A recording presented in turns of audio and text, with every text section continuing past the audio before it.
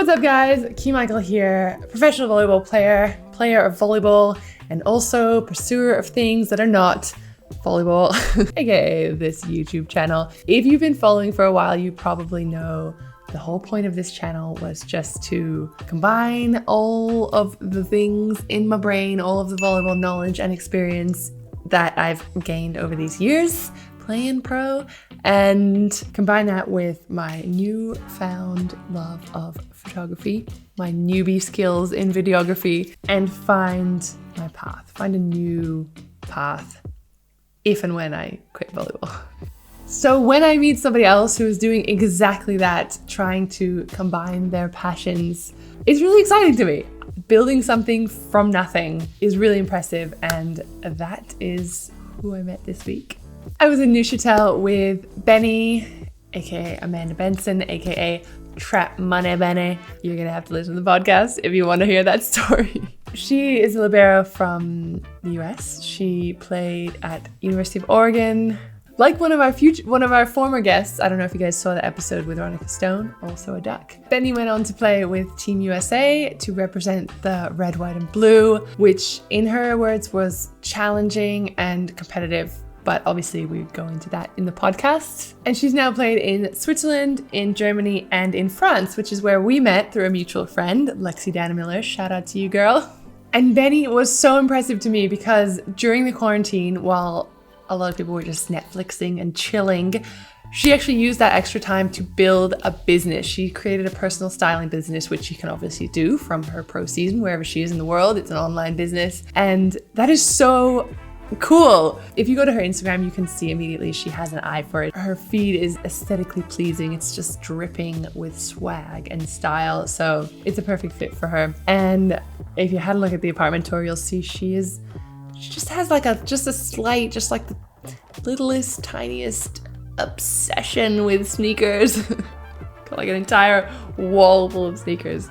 So funny. But aside from that fun stuff, we also go into some kind of meaty topics in this episode, including the over-sexualization of female athletes, women in sports. I don't know if you guys know, but here in Europe, it's pretty common for teams to ask their players to do a photo shoot for a calendar, which is usually pretty cool. You give it to your friends, your family, your mom, my aunt puts it up on her fridge. It's a little memorandum from that year. Memorandum? I don't know if that's a word. It's a little bit of memorabilia from that season that you played with all of your teammates that you had fond memories of, probably, hopefully. But sometimes the team will ask you to do a calendar that involves swimwear or lingerie, which is a little bit bizarre. I mean, I don't love giving that calendar to my family. I don't think anyone feels comfortable giving half-naked photos of themselves to anyone, but you kind of don't really have a choice. It's just the way it is here in Europe, and no one really has spoken up about it that I know of. But there's always this fear, this stigma that you might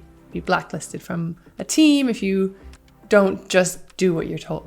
But Benny was brave enough to speak out about this issue, and she got a little bit of backlash for it, but also a ton of support, and even other players were reaching out to her and telling their stories, and she could then post that anonymously on her stories. So she saved it as a highlight on her Instagram. If you want to go check it out, I recommend that. It's a difficult and a nuanced topic, but I'm proud of Benny for starting the conversation, just questioning the status quo, and let's hope this opens the floodgates for more people to feel that they can talk about things that are normally just taken for granted, especially when it comes to being a female athlete in the world, or woman in the world, I guess. So anyway, here's a little snippet of our conversation for the podcast.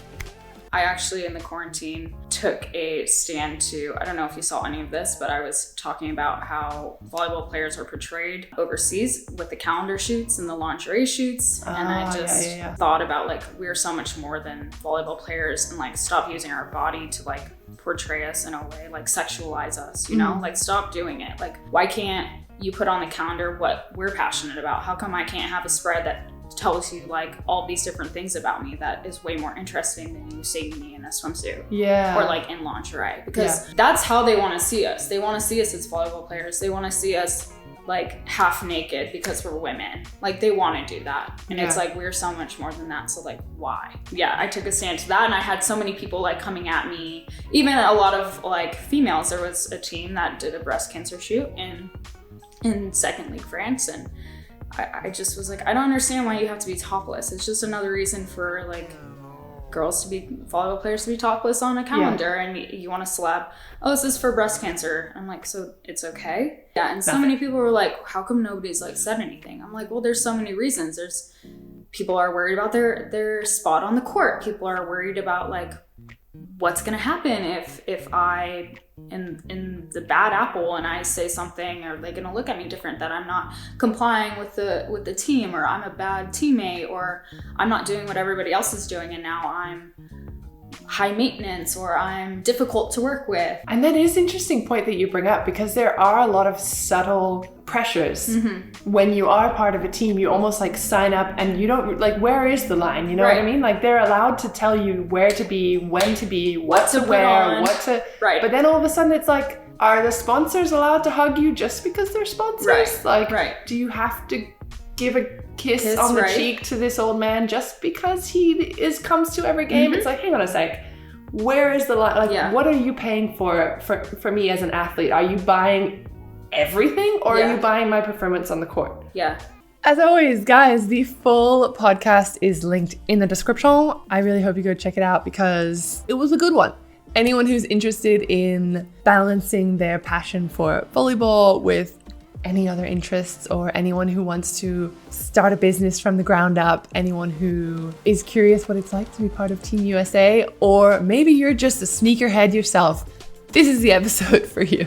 Thanks again to Benny for letting us into her life. And if you haven't seen the full video from Monday, it is now live on the YouTube channel, and you'll see my reuniting with Loz, an old friend from Australia. We used to play together, and she is now Benny's coach in Neuchâtel. Really cool to see her and catch up.